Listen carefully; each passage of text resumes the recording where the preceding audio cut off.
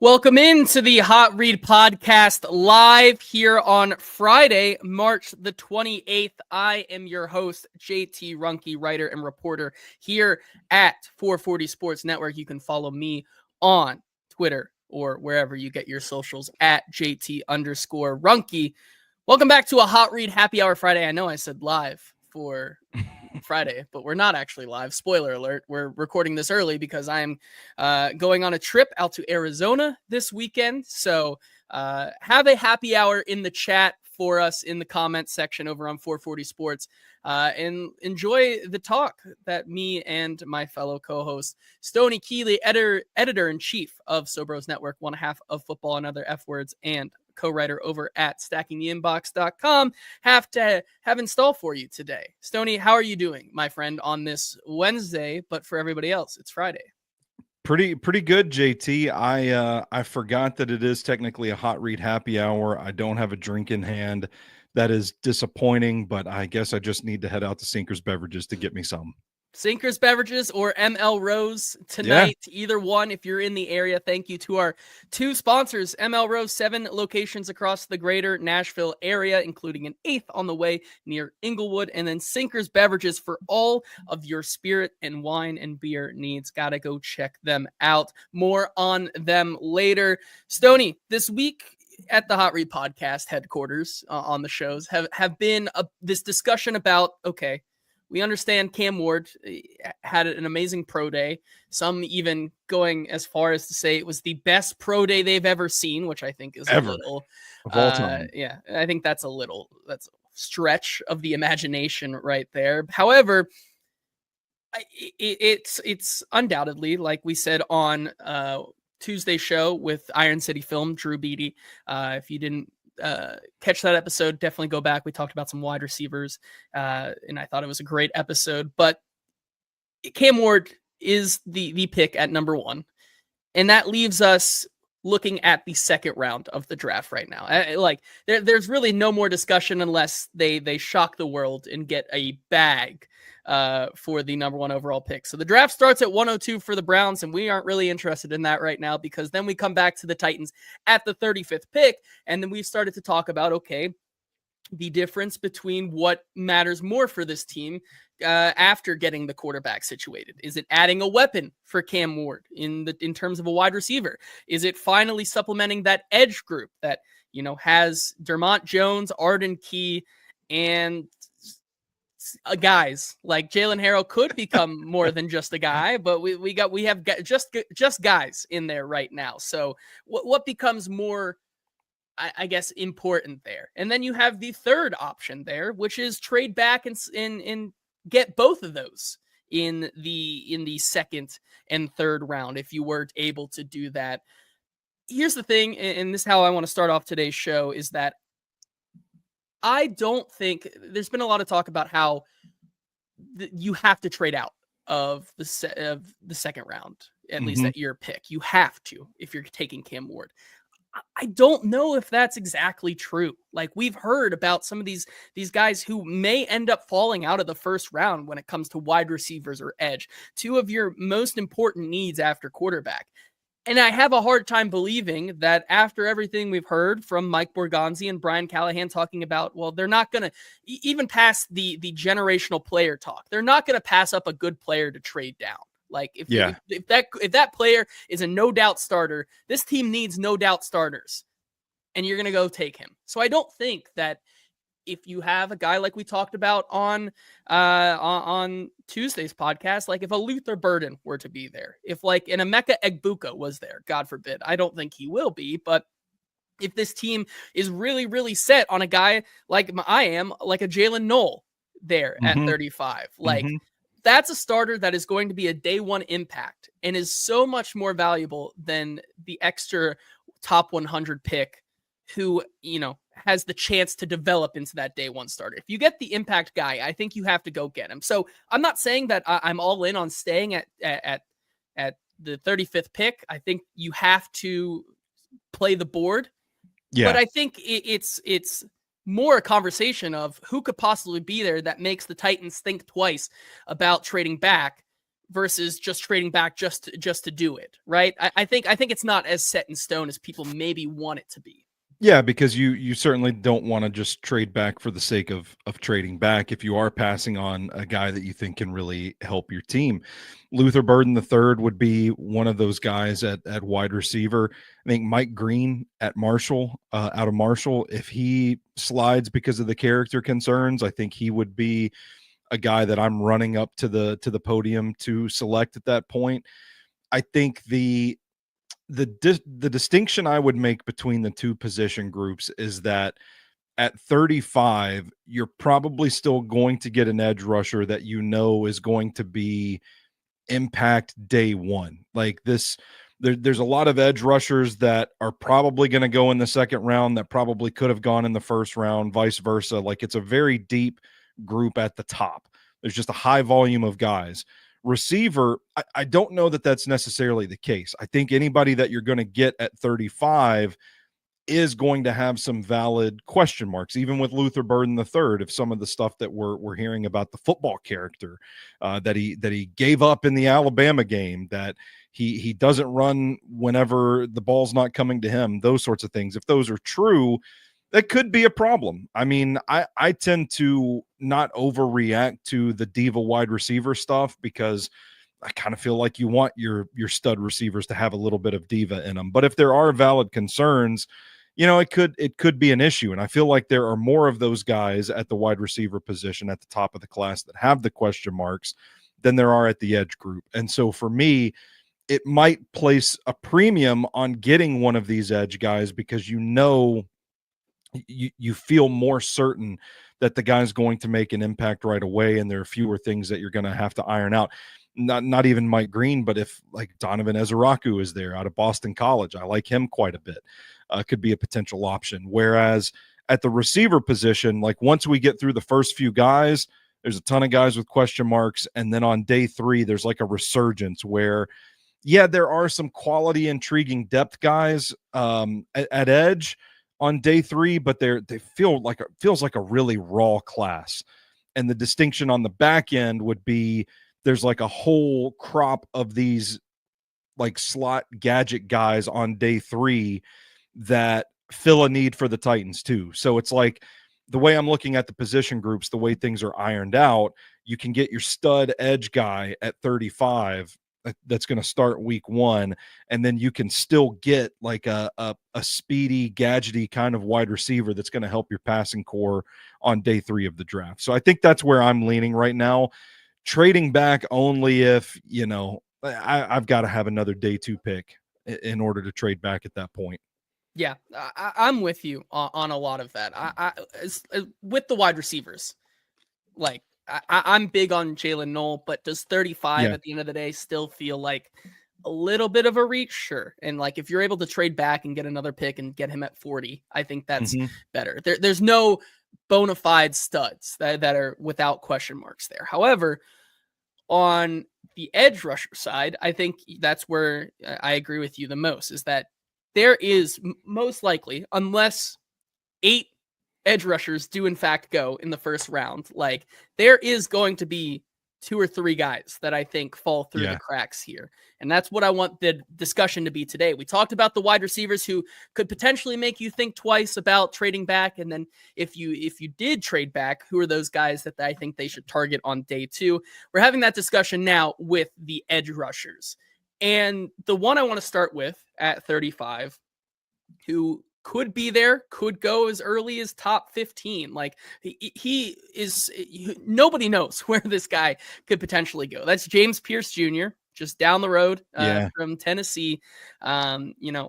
Built athletically like one of the biggest and freakiest athletes, different context, freak athlete in this draft class, 6'5", 245, with just the explosiveness and the bend that you want out of a typical edge, but the character concerns and the potential scheme fit in defenses, I think, is what continues to make him seem like one of these guys who may fall out of the first round. I don't know about you, Stoney, but if a guy like James Pierce were somehow to get past, say, like the Philadelphia Eagles or something like that, or the Kansas City Chiefs. Like, I know, like, if he gets by the Chiefs, then what does that say about Mike Borgonzi and the Titans now in their model? But just in a vacuum, like, if James Pierce Jr. is there at 35, that's the definition type of guy that I say I'm not trading out. I'm taking this guy based on the talent, the skill set. Getting him in the second is a steal. The character concerns are the character concerns, but like I said a lot with Luther Burden, Mike Borgonzi comes from a Kansas City Chiefs team that kind of threw those to the wayside at some points to take the player and focus on the game on the field versus off the field. We've seen that work for them. Could that be something, maybe a philosophical shift from where Rand Carthon and them were? Like, I think James Pierce is one of those guys that I am no hesitation sending in the card at 35. I'm really scared of Pierce, JT. I'm quite terrified of James Pierce. There's a couple of things that really trouble me about the evaluation when you get into him. For one, it's been reported that the two terms that I've heard that really cause pause and kind of make me rethink James Pierce a little bit is uncoachable. There was an idea floated out there that, well, the coaches at UT like couldn't wait for him to be gone, that the situational usage of Pierce had nothing to do with the injury, like many of us thought for the bulk of the season. And it was just more to do with his attitude. That concerns me a little bit. And then hearing anger issues, those things kind of frighten me a little bit because I don't think the Titans are strong enough as a roster. I don't think they're deep enough as a roster to take a flyer on a guy that is supremely talented, but might not pan out from the neck up. I mean, we joke about it, but I mean, Pierce really does feel tailor-made for like a Kansas City Chiefs or a Philadelphia Eagles roster where he can go and develop, not be counted upon right away. You can kind of suss out some of that character stuff. You can see what the guy's really made of over the course of the summer, and you can go from there. And maybe you've got a steal, and maybe it is all just overblown, because at the end of the day, we are still just hearing the words of random scouts and random personnel people that are just trickling out through draft media. So I get it, but it's scary to me because of where the Titans are at right now. They need a guy that doesn't have those questions. What concerns me most about Pierce is not just the vague character concern label that he's gotten throughout the process, but it's that some of these things people talk about, like his love of football, like the drive and all that stuff. Some of those things do show up on tape sometimes. Like if he gets stood up at the line of scrimmage, he just kind of stops his feet. And if the play runs away from him, he just kind of stops his feet and he just kind of stands there a little bit. He doesn't really hand fight to try to knife through double teams. Those things are concerning in their own right. But when you pair it with this idea that he has these character issues, it makes him a little bit more real, in my opinion, when you can see things like that on tape. So it makes it crucial to go through the interview process, to get to know the kid, know exactly what you're signing up for before you draft him.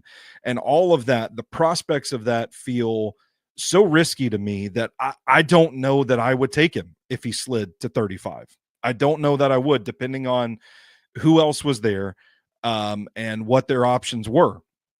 On the other hand, I do think you see the length, you see the burst, you see the athleticism. There are flashes.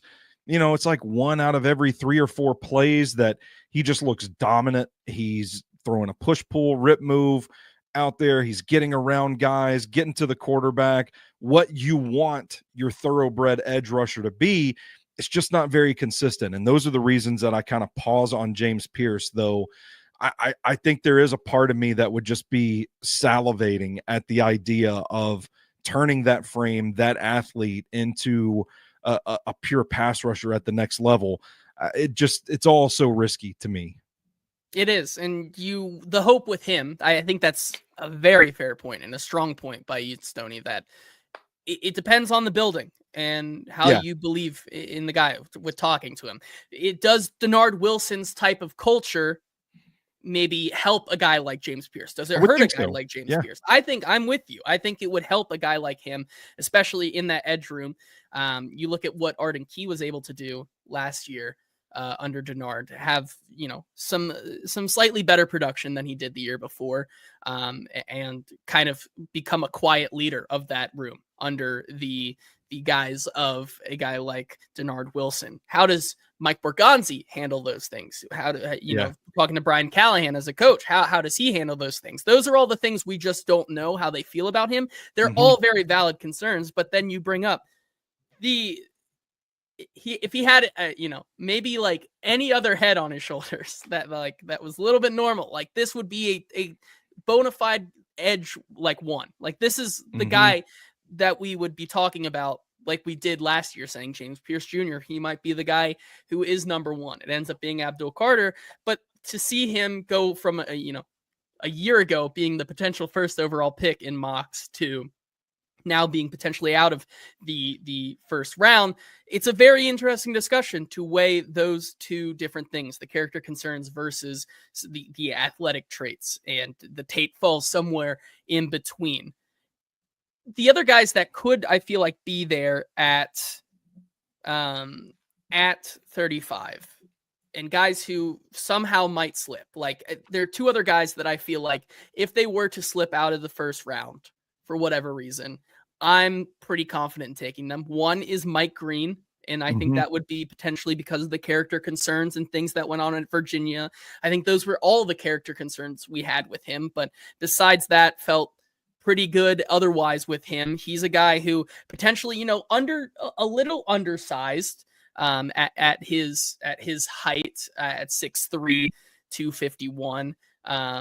He's a guy that I think when you really look at it, he has one of the most versatile skill sets and range of moves in his tool bag to get after the quarterback. And even if he is a little bit undersized at that position, and I'm looking at my notes. Did I say that James Pierce was 214? I think I had that mixed up. I think he's 241. Either way, 251. I don't have it in my notes. But Undersized a little bit. And you see that sometimes on tape where he gets bullied a little bit. But I think in that Denard Wilson defense, where ultimately you have the two guys on the inside, like a Tavondre Sweat and a Jeffrey Simmons, guys who are going to crowd up so much space in the middle that a guy like Mike Green is free to fly off the edge as much as he wants. That's someone that I get really excited about, because there are concerns about if he has to move inside to attack, like the run game per se. That's where he can get beat a little bit. That's where that size, not having that size is a little bit of a concern. But if you let this guy just go after the quarterback on the outside, kind of like what they're missing with in a Denard Wilson defense from last year, this guy is another one of those no doubters to me, that I would be running the pickup at 35 for him. I may even, this might be crazy, but I may be trying to do everything in my power to get to that first pick in the second round if he's there to go up and get him. Yeah, I don't. Such a steal in my opinion.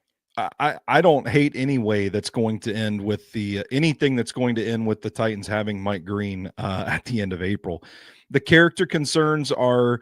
It's really interesting. Kind of another puzzling case here. It stems from two separate incidents, one in high school, one at Virginia, and teams seem to be kind of all over the board on it based on the reporting that's out there. It's like some say, well, we looked into it and we still feel comfortable drafting him. But then there are others that take him off the board altogether because everybody's being super vague about it when they talk to Green and his people in his camp. So it's a really interesting situation to see how people view Mike Green. All it takes is one team in the first round to be like, yeah, we've done our due diligence and we don't have any concerns about the character to draft him. But it could also be a case where enough teams have kind of taken him off the board that he slides a little bit. I think you're right. I think he has probably the most robust toolkit of anybody in the draft not named Abdul Carter. And from a sheer number of moves that I saw on tape, I think he's probably on par with Abdul Carter. I do worry about the frame. It shows up at times, but I also think it's a little overblown with Green because of how hard he plays. People think about run defense as like edge setting, gap eating, making the tackle, that sort of thing. But I think Mike Green does flash as a good run defender in situations where he's one-on-one on the island and he can slip an offensive tackle's hands. If he can, bat him down, swipe him away, get the shoulders turned, then all of a sudden he's got a free lane to the ball carrier. And in those situations, he actually thrives because he can run down anybody in space. I mean, it's fun to watch him just like completely like Olay, like he's bullfighting an offensive tackle's hands, and then there's just nobody there to get to the to get to him, to stop him. So I think that's more of how he defends the run. I do think that element of let's just put him in the guard tackle gap, or let's line him up over center. Yeah, that stuff, you ask him to like walk down an offensive lineman, that's not really his game. I think he hits really hard. He's like a hammer, but if that initial wave doesn't knock the offensive lineman off balance, he does have trouble driving. So I think it's a little overblown, but a valid concern nonetheless. I'd want him there to capitalize on that pass rush skill set and just have him tee off on quarterbacks. Yeah, I'm with you on that. The size is the big concern there, but no doubt is he a guy that I think you get in that room and Denard Wilson and his staff could work with. The one other guy that I should say the guys who I don't think are gonna get out of the first round are guys like Abdul Carter, of course, Michael Williams, Shamar Stewart. Those are like big three. I think are going to be the ones that are off the board first. Or Jalen Walker. What if you think of him as an edge as well? So like Mike Green, James Pierce are those next tier of guys who could be in the first round but could not. And then you have Donovan Ezeraku, who, if you're going on the production alone, he may have been the most productive edge rusher in the country last year. And by that alone, he should probably go in the first round. You're seeing a lot in mock drafts as well. Like Donovan Ezeraku is getting some high praise in mocks across the country, going top 15, even in some of them, which I think is maybe a little rich, but there is, I think, still a path that is all noise. And you look at his size, coming in at 6'2", 248, another guy who, is undersized, and that maybe that frame and that size is something that could push him down boards. However, he's the third guy on my list that I would not think twice about, taking him at 35. The just off the production alone, probably the best run defender of all edge rushers in this class. I don't know if that's an outlandish take, but that's out of the guys I've watched, he's one of the best. He doesn't have maybe some of the moves of a Mike Green or the athleticism of a James Pierce, but at the end of the day, it's the results that matter. And when he's being an effective edge rusher, using what he knows he's good at to get after the quarterback, that's all that really matters. I think he's a guy that could slot in day one. And I know we've joked about it on this show, but you get rid of your former second round Boston College edge rusher and just replace him with another second round Boston College edge rusher. Donovan Ezeraku, if you were there, I'm not thinking twice about it. Yeah, I'm with you. I'm a big fan of Ezeraku as well. I think he's, there's more than one type of undersized when we talk about these guys, and Mike Green may look a little light, but I'd say Ezeraku looks a little more compact. Like he's actually got a pretty good build in my opinion to rush the passer. I kind of feel like Ezeraku is a sort of like Mike Green. If Mike Green is turned all the way up to 11, then Donovan Ezeraku is like Mike Green turned down to like 7, which is still a pretty damn good player. He's got a deep bag of moves. I think he is a good run defender. I think he has a little more power than Mike Green, but I think they are similar players in their robust pass rush toolkit. I think Ezeraku, if I'm nitpicking, there were times that I felt like he was a little over eager against the run. charges maybe a little too hard, gets a little too far upfield, and then all of a sudden he's got a few more yards of space to cover, to get back to the run, to get back to the ball carrier, that sort of thing. But there are very few nitpicks with either of these guys, and I love Ezraku's speed to power move. So I'm in on either of those guys, but Ezraku would not be, it would not just be a consolation prize. I mean, he would absolutely be worthy and deserving of that 35th overall pick. I do want to ask you though, JT, if you still, there's no chance, we're going to assume it's automatic Shamar Stewart is a first rounder. Yeah. I mean, if you're following the tea leaves of how front offices have worked, the traits are going to win overall. Mm-hmm. And maybe that's another notch in the James Pierce goes first round caliber as well. Like if we saw Tyree Wilson go top 10, there's no doubt in my mind that a guy like Shamar Stewart's he's at least going to go in the first, I think. Yeah. Right. I think it's a hard sell to see him fall, because if he does, when you have the the production wasn't great, but like when you have fine production with those types of traits, there's got to be something else there, right? Yeah. Like if he were to fall, that make me say, what is the unknown that we don't know about? With the other guys, we know what we're getting into with the character concerns, with the maybe smaller size guys, but like if he's falling out of the first, it's a little bit like the Draft Day movie, where what do we know? What do we not know about Bo Callahan? Like, did nobody show up to Shamar Stewart's 21st birthday party or something? Like, is that something we don't know? That's what would be going through my head if he were to fall out of the first. I agree with you. I think that the NFL is really, they're sold on Shamar Stewart. What I'm struggling with is trying to determine whether or not we're all just lost in the sauce after that combine, because he did test really well. He runs well on tape. The thing that I like the most about him is like how hard he plays. He's kind of a power leverage rusher. And I've seen some people, the thing that I'm trying to reconcile right now is like the production to me seems like, man, he just like doesn't finish. And I know pressures can be just as good as sacks in certain situations, and he's got a lot more pressures than he has sacks. I get it. But when I watch the tape, I feel like there's a ton of times that he almost made a play. He almost closed. And I don't know. I've heard people say, well, it's Mike Elko's scheme, what they were asking him to do. But some of it feels like a little bit of excuse making. And I'm trying to figure out, like, where do I draw the line? Like, are people making excuses for him, or is this a real issue where it was a utilization problem and you just have to harness those traits and teach him how to rush the passer? That's where I'm at on Shamar Stewart.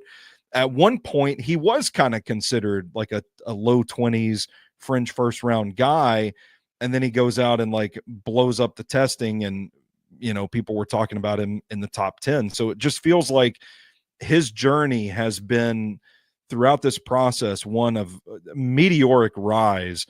And there's a part of me that in the back of my head just wants to say, the tape is still the tape. So is it possible that maybe people like some of these other guys instead of him? But it doesn't seem to be the case right now. I feel like he's a lock for the top 20.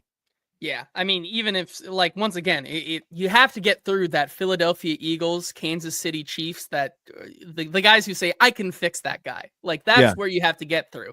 And you'd probably need like 3 of those guys to get, you'd have to have 3 of them on the board, and you take the last one behind the Chiefs and the Eagles there for sure. All of that to ask, getting all of that out there, to ask, if by some chance Stewart is there at 35, is he a guy that you run up to turn the card in for? I mean, I can't say no, because if I'm saying based on the athletic traits of a James Pierce Jr., I'm sprinting the card up for a Shamar Stewart, right? Like, I'm willing to bet on Denard Wilson's ability to get the best out of that guy. get a younger guy in. We've seen that before. Like it's kind of the same thing with maybe like George Karlaftis, some guy who wasn't that productive in college. He was supposed to be a top 15 guy, slides to the end. He goes to the Kansas City Chiefs and now has become a game wrecker because they know they know who to get in the building to help succeed the best. And I think with Shamar Stewart, that would be also a home run pick. We can get into the guys who we can think about at 35, but would be more maybe okay with in a trade back. But before we do that, two things. First, have to shout out our wonderful and amazing sponsors, M.L.Rose, 7 locations in the greater Nashville area with an 8th on the way in East Nashville near Inglewood. There's so many reasons to go to M.L.Rose, but most importantly, the beer selection on tap is crazy. Over 25 beers on tap, more in cans. They have the most insane local selection of domestics and locals and everything that you could possibly want when you're enjoying a night out with friends or family or watching a game. And then you got to talk about their menu. I mean, the appetizers, including the pretzel bites, the Nashville hot cheese curds, the loaded chicken nachos.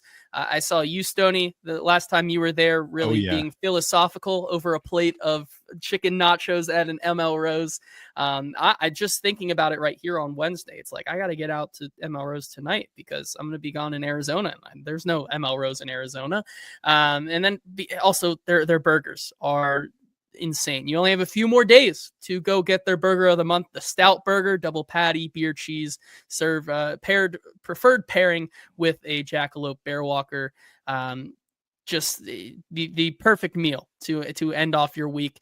If you're enjoying a hot read happy hour, think about going to M.L.Rose tonight, or if you're keeping the happy hour going, you can go look at our other sponsor, Sinkers Beverages, 4-time Best of Nashville Liquor Store of the Year, for good reason, because they simply have the best selection of spirits, wines, and beers in the city. And if you've been drinking, we want you to be responsible. So simply search them up on Uber Eats and they deliver the booze to you. They drive so you can drink responsibly. Thank you to Sinkers for sponsoring the show. And thank you to M.L.Rose for being our presenting sponsor. Okay, Stoney, a couple things. First of all, I don't mean to deviate our conversation, but right now here at 3:10 on a Wednesday, the Titans have just signed quarterback Tim Boyle to the roster. Assuming they're going to take Cam, it doesn't feel like that they would hold 4 quarterbacks on their roster. I mean, look at last year, you only saw them hold 3 at any time. What does this do to you in terms of where Will Levis stands right now? Oh man, I think this is clear. They're going to trade back. They're not going to take Cam Ward. It's going to be an open competition throughout the summer between Will Levis, Brandon Allen, and Tim Boyle. What else could it mean, JT? No, I'm kidding, of course. I would not want to be Will Levis right now. Yeah, I mean, listen, is this more competition to simply say, prove it to Will Levis that you belong here and can still be a certified backup for this team? I think this leaves the door open as well for them to simply say, hey, I mean, we're talking about potentially trading back in the second.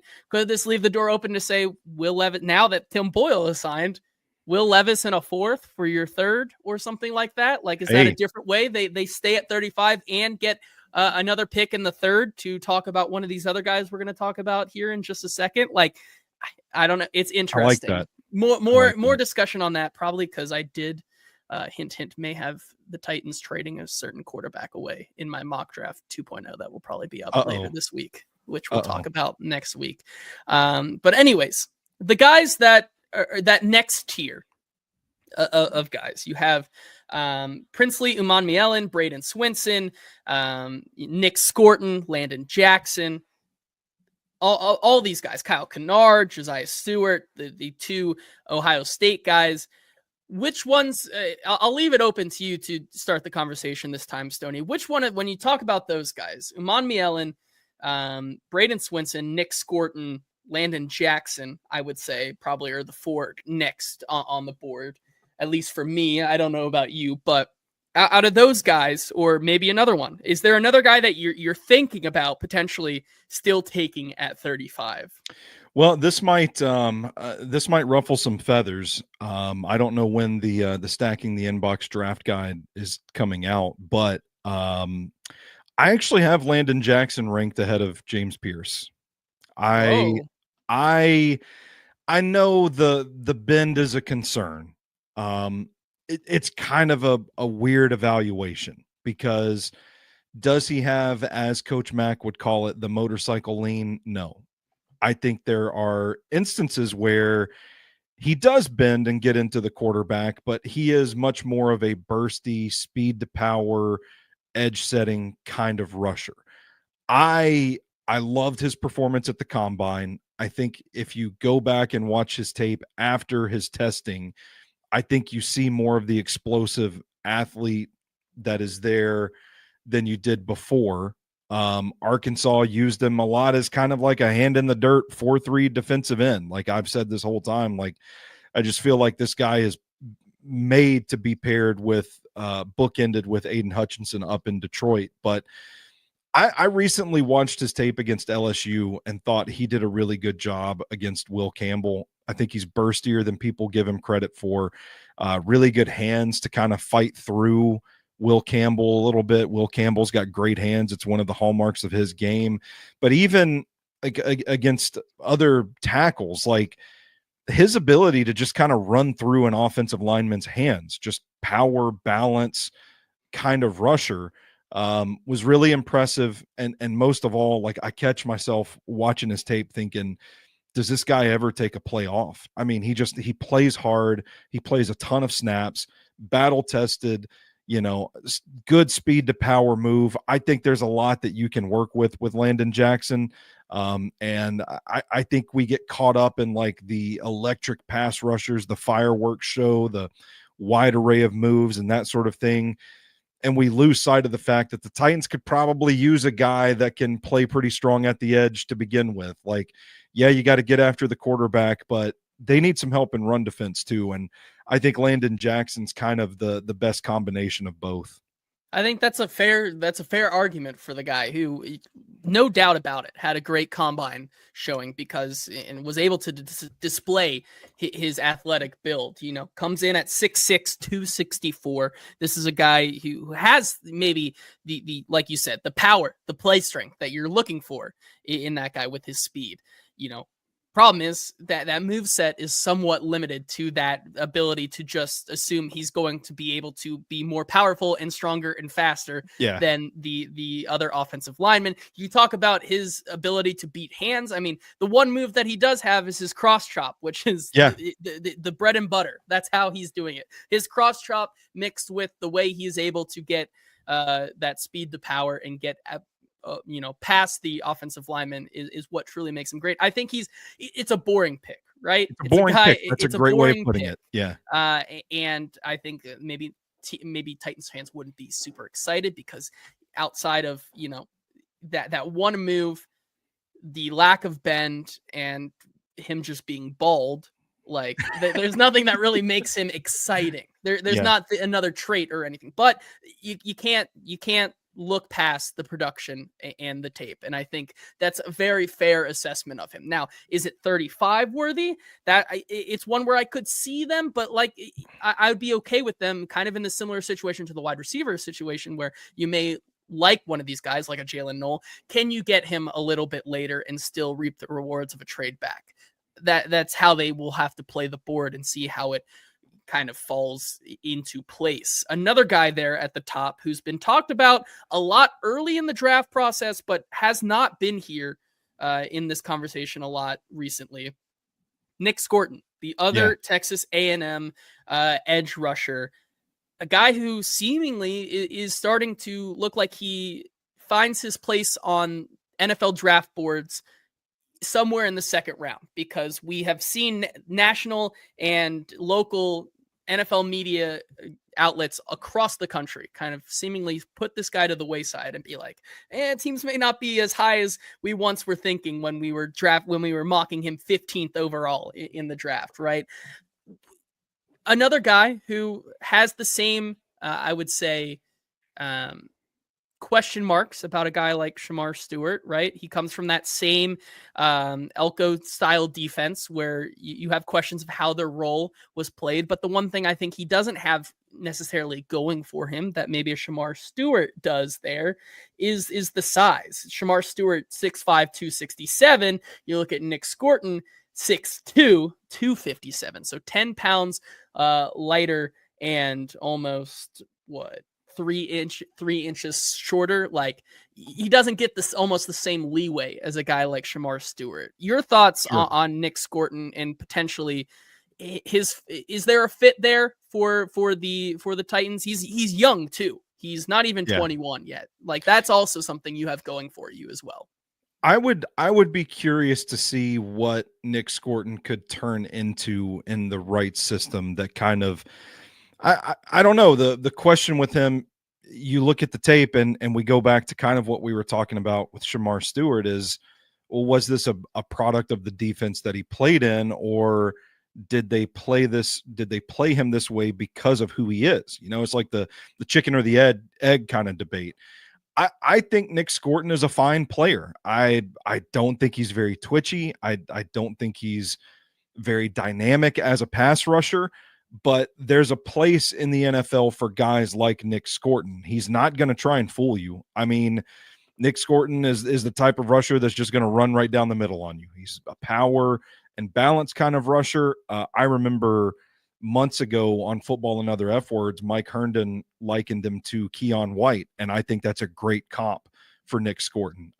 Lesser kind of athlete, but he's built well, and he just has a really good element of power to his game, which not every edge rusher coming out of college has. So I think there absolutely is a role for Nick Scorton in the NFL. And if the Titans got him in a trade down situation, maybe they slide down to like the 40s or something like that and pick up a third. I think they could certainly do a lot worse than Nick Scorton, but I think they need, from where I sit, they need a more well-rounded pass rusher that can do a little more. And the distinction I would have, because I know the first thing people are going to say watching this is like, well, Stoney, you just said Landon Jackson, and now you're saying Nick Scorton. I think the distinction between the two is in the athletic testing, and it shows up on tape. Like, utilization is one thing, but when you can actually see the burst and the athleticism on the tape, that's an encouraging thing no matter how the player was used. And I think that is what separates those two type of prospects, where you may look at them and say stylistically they're similar. I think Landon Jackson really pulled ahead at the combine with his testing, and I think there is an untapped athleticism with him, whereas I don't really know that that's the case with Nick Scorton because I didn't see that on tape.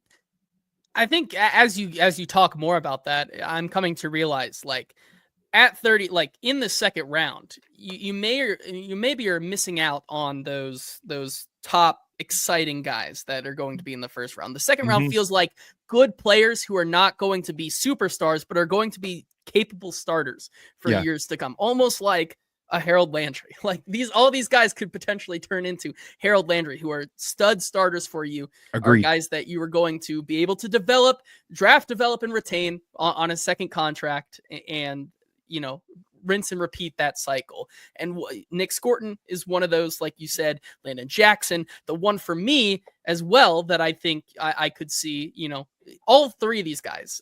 I'm not out there screaming old man yells at cloud saying that this was a horrible waste of a pick at 35. I don't think it's the greatest use of it, but if you were to trade down into the mid 40s, mid 50s and select a guy like Nick Scorton, Landon Jackson, or the Ole Miss rusher, Princely Umanmielen, I think those are three guys who maybe do something different, but at the end of the day are getting their production, are capable starters at the next level. And with a guy like Princely, he has the size, kind of also like Landon Jackson in that same vein, does not have the skill set to be maybe that next tier of player.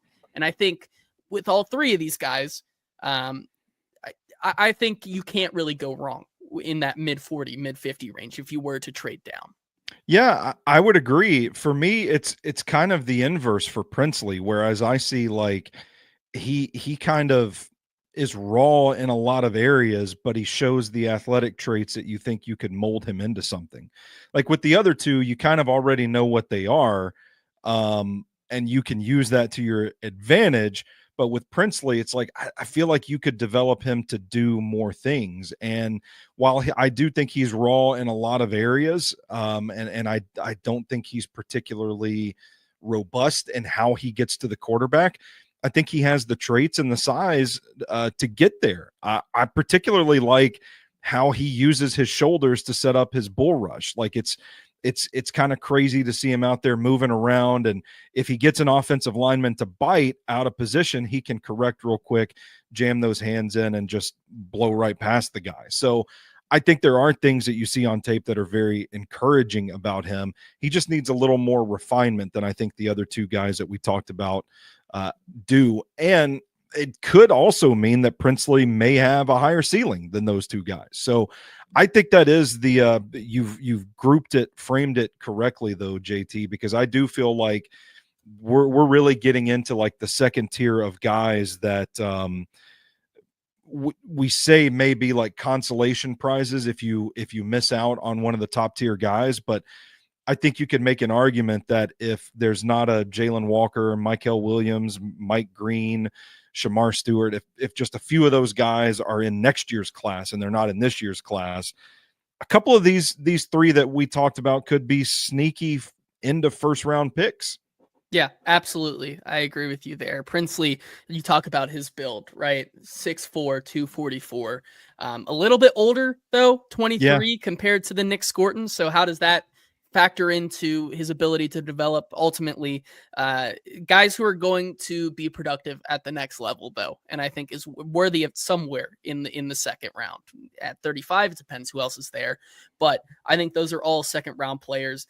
And then we get to the rest, I like to call it, because I think if you end up trading back down in the second and you go with, let's say in the mid 40s or 50s, you go with a wide receiver, right? And then you're at mid 70s or 80s looking for an edge rusher. The most likely guys who are going to be there around there on the board are guys like, of course, Braden Swinson, I think, is another one that we didn't talk about. Another guy who I think, I think a guy who I know, Drew, if if this was live, he'd be banging the table saying, "Why haven't you guys talked about Braden Swinson?" Braden Swinson, I think, also can be categorized into that group a little bit. 6'3", 255. So like he has the size, he has decent enough size, and has the speed to power, kind of same thing as maybe a guy like Landon Jackson, but with maybe a little bit more refined toolkit as of right now in his development. Also, with his age, I think you could be able to find some development there. Only 22, going to be 23 next year. But you look at the next level of guys: Jack Sawyer, JT Tuamalo, Kyle Kennard, Savion Jones, Jared Ivey, Josiah Stewart. Feel a lot of like, is there anyone in that third group there, if you're looking at the third round, that really stand out to you to say, like, this is a guy who can, for the price level that you're going to pay, maybe a mid 60s, 70s, early 80s pick, is going to be a guy that you think can come in and be that type of player the Titans need immediately? I liked Savion Jones quite a bit at the Senior Bowl. I think he's kind of a hard-nosed rusher. He's got some twitch to him. Kind of feel like he's a good complete package kind of rusher. And then there's a bunch of guys that would just be fine. Like, I mean, this is a really deep class, and it feels like there's just a whole bunch of guys that when we start getting to this level, it's like, yeah, they're fine. That's an NFL player. They maybe not anything special, but they're good. I don't hear people talking about Jared Ivey a lot, but I like him in that role, that kind of like power frame kind of rusher. He's fine. Josiah Stewart is a pretty sturdy guy. He's fine. Who else did we mention here? The two Ohio State guys, like densely built, thick, sturdy, powerful guys that, don't have a whole lot of twitch, but they're experienced. Like they would be fine. They would be fine additions. And like I've stressed before, fine is okay. Fine can make it in the NFL. Yeah, I think another one that would be fine. Kyle Kennard is a guy who is a little bit older. I know you aren't very much of a fan with him on some of his tape. I think everyone points to the Alabama game that It was rough. It was very, very rough. But I think he has the ability and the moveset to be a fine NFL starter. These are guys that are not going to be exciting, but necessary guys to maybe, would you say like, maybe not this year, but in this cycle of draft, develop, retain, guys like Savion Jones, Josiah Stewart, Jared Ivey, the Ohio State guys. I say Ohio State guys because I'm tired of trying to say JT's last name. Kyle Kennard. These are guys who maybe next year, when looking at this class, these are guys who could eventually become the edge 2 that you need for a contending roster. Does that feel like a safe place to put a lot of these guys in the third-ish round?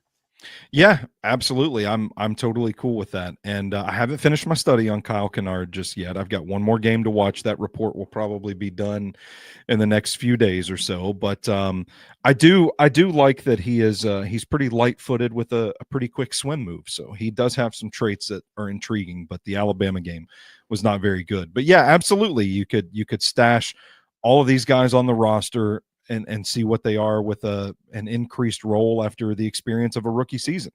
Yeah, and then the final couple guys I want to talk about here, guys who are projected right now on consensus boards day 4-ish, guys who I believe could probably sprint up into the third round. And I think the Titans should be on your radar, because if the Titans were to trade down and find a guy in the third that I would be a home run guy. These are guys that have tremendous upside. For me, it's David Walker, yes, and Femi Oladejo. Yeah. Who do you want to start with there? I'll let you start with David Walker, because he's a guy that I know has been on your radar for a long time from Central Arkansas. His frame is certainly one of the bigger discussion points. He's built like a bus, but with that bus-like figure, he's still able to get after the quarterback. Your thoughts on him potentially being, if they wanted to look at a guy in the fourth at the start of day 3 to maybe double dip at edge, could that be a guy that they go after? Yeah, absolutely. And I would love to see it. The size is the question. The level of competition playing at Central Arkansas is a major question, but I think he does have a wide set of pass rush moves. He can beat you in a number of different ways, and he's just a forceful tackler. He's just a hard hitter that plays hard. The guy is just constantly going. He is an absolute menace. I would love for David Walker to be a Tennessee Titan. Yeah, I'm with you there. And then the other one, who I think is one of the most underrated guys in this class when we're talking about these edge rushers, a guy whose name you probably haven't heard of because he hasn't been playing the position that often, but like only 1 year as an edge rusher. But you talk about a guy that you can draft, develop, and then retain, because I think he has the ability to be a star at the next level. Femi Oladejo, from UCLA. He comes into this year. He's only 21. He comes in with 1 season of experience, but in that 1 season, you already see the size and the speed that you need to be on the outside. His moveset is very, very raw. It needs to be developed. But if you're talking about a team that potentially wants to go in the second round, trade back and take a wide receiver, say, and then find a developmental guy in the third, or even if you could get him in the fourth, it'd be even better. Like, if you're able to take that guy and develop him to become your edge 2, potentially edge 1, that's a guy that I'd be really, really excited about. He's one that, 6'3", 259, fine build, maybe a little short, but like at that size, with that height, I think that is perfectly fine. That'll play at the next level. It's just, he has the explosiveness, the speed to power on his tape. The moveset just needs to improve. And he's a guy that I think could be a project for the Titans as they look to build this thing up to be a perennial contender. Pure speed, pure pass rush, experience at linebacker shows up when they ask him to drop into coverage at UCLA. A versatile piece that can help you out in a number of different ways. no reason to not look at a guy like that. Yeah, I think that's exactly where I'm at with him. Stoney, any other guys that you would be remiss without talking about maybe in that day 2, day 3 realm? Is there anybody else that you are really intrigued by that, maybe they go with one on day 2, but you're looking at day, a 5th round guy, maybe a late 4th. Is there a guy for you that's jumping off the page that you're saying this guy could be something and be able to develop into something? I've liked John Joyner since I saw him at the Senior Bowl, the edge rusher Me out of too. Minnesota. Me too. Yeah. His tape, like he does kind of look like a tough leverage rusher, and you'd like to see him refine moves, develop counters, that sort of stuff. But I feel like from a style and build perspective, he's an ideal candidate that you get late on day 3. I don't even think he's going to be like an early day 3 guy. I've kind of lost the consensus on him. He might not even get drafted, and you could add him to camp for nothing because he's pretty low on a lot of people's boards, and I don't ever hear anybody talking about him. But I think he would be a fun candidate to add to this rotation, get him into camp, see what you could turn him into. Yeah, I mean the 6'4", 262, like that's a size that'll play. I think the explosiveness is something with him that you saw maybe he lacks a little bit at the Senior Bowl. But I think at the end of the day, he's a guy who I think is a perfect candidate to be watching out for on late day 3. All right, Stoney, I think that's going to wrap it up. And as we've been wrapping up these episodes, as you know, we've been doing our top 5 guys that we want the Titans to target. And I can go first if you need a second to put them all together. But I think if I'm going to be looking at the Titans to take a guy in the second, one of these guys that falls because of some reason, I'm looking at Donovan Ezeraku. If he can fall, would love him at 35. I would be, like I said, willing to trade up to go get a guy like Donovan Ezeraku.